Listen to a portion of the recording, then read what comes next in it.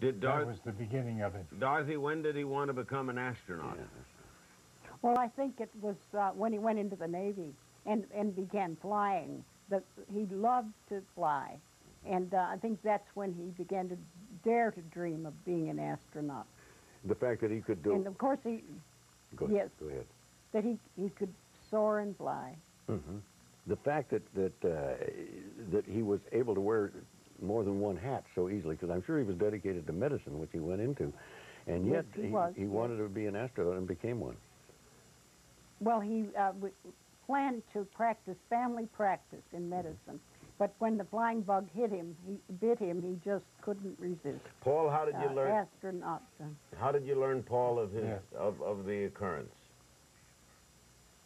We were watching TV at home and heard that they'd lost communication. We then got a call from Ann Nicholas, who is chief engineer in Canaveral for the company that applies the tiles. Ann said they've lost contact. Dot asked her, "What does that mean?" She said, "I'm afraid it's serious." She then had to cut off the connection, but we knew it was bad, and soon thereafter we saw the fragments coming through the sky from, say, Texas TV station. It was rough. Oh my God! Yeah. How did you handle it, Dorothy? Well, we were just stunned, in shock. Disbelief was more. And then, as the news commentator said, it has to be the shuttle because pieces were falling through the sky, and we just. I can't describe it. It was just not believable for any of us. Yes, just right. Not believable. Let me ask both of you, what do you think David would want the nation to do now about the space program? Oh, he would want us to go on. He said the last time I saw Dave in Canaveral, just before he was the shuttle was to launch, I said to him, "Dave, I'll be thinking of you every minute." And he gave me a great big kiss. And I know that he wants this program to continue. His brother Doug had asked him, "Dave, what if you die in space?" He said, "NASA won't go on. It has to go on." Yeah. And that's what Don and I want to say. Paul, this program, we are... Go ahead. Did you fear, Paul, for him in space? Did you have worries that... No. No, you did not? We knew... Concerned, but we knew he knew the risks, and it's just part of the process. That he was aware of the risks. You have to take that chance. And he wanted to be an astronaut. Yeah. He certainly was doing what he wanted to do, and I think that's important. That's right. Did he send you emails back from the shuttle? Yes, he did. We did. Yes, he did. What was he say at the bottom? Not for release to the media, but there's some bits in there. Oh, go ahead, release them. More. What did he tell you?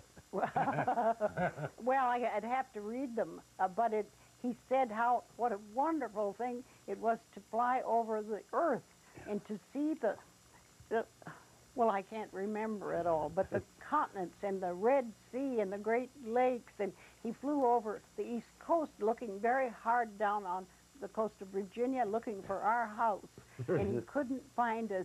In the mountain, we're in a mountainous area with many trees, and he couldn't find us. At that height, that might have been difficult. Yes.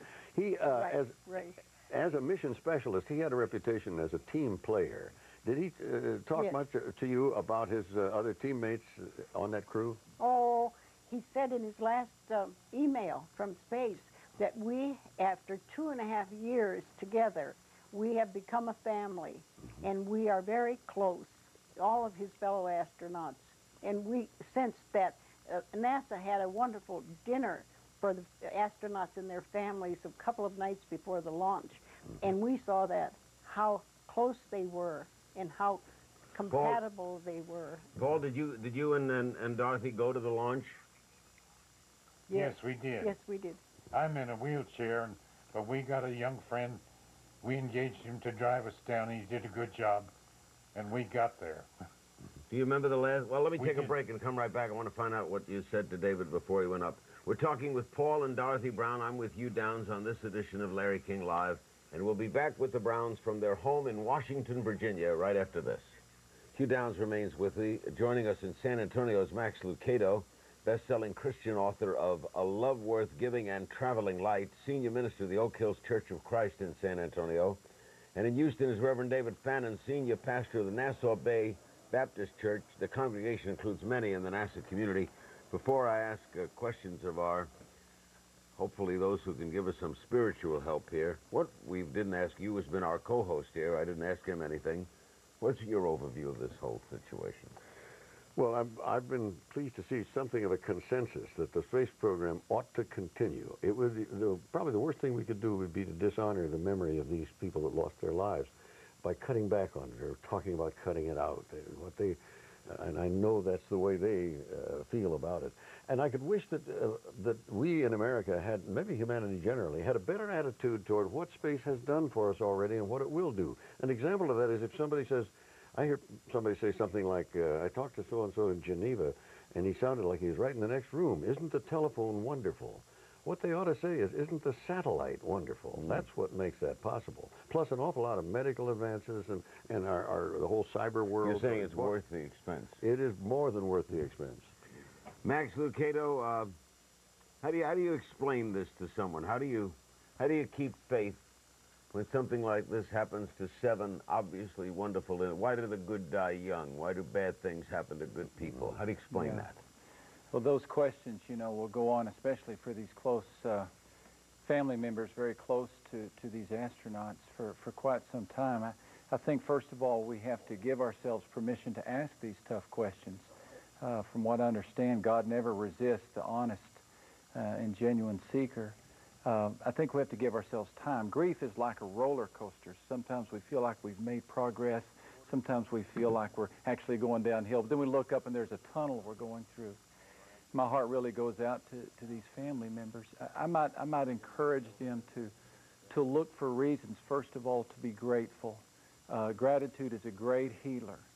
And there are many reasons to be heavy-hearted, but there are also many reasons to stand in awe of these phenomenal lives, 7 lives, who probably lived more in their 40-plus years. I think the average age is about 45 or 46.